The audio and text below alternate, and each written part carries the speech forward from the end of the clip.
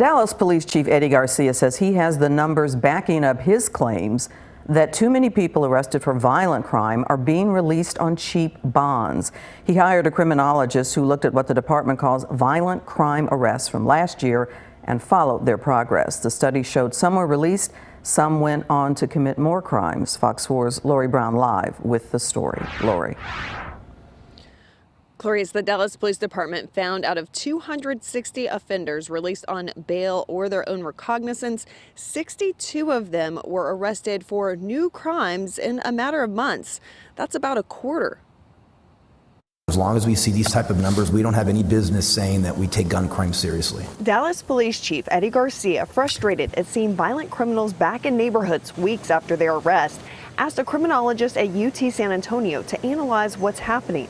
Dr. Michael Smith took a sample of 464 violent crime suspects arrested in 2021 and tracked them until May 15th of this year. Here's what he found. 187 were held in custody or transferred to other agencies, 40%. But the majority, 260 suspects, were released on bail or their own recognizance.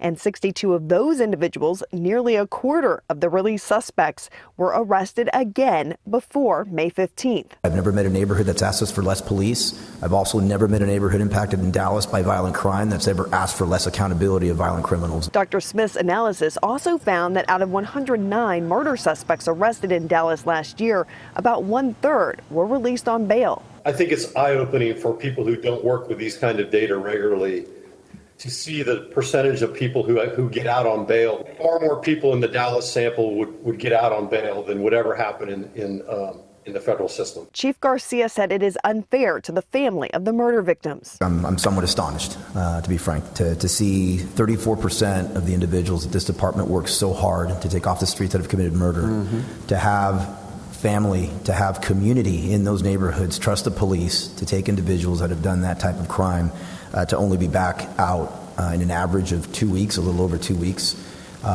is astonishing to me. The questions then turn to the judges who decide bond and conditions of release. Is there any way an individual could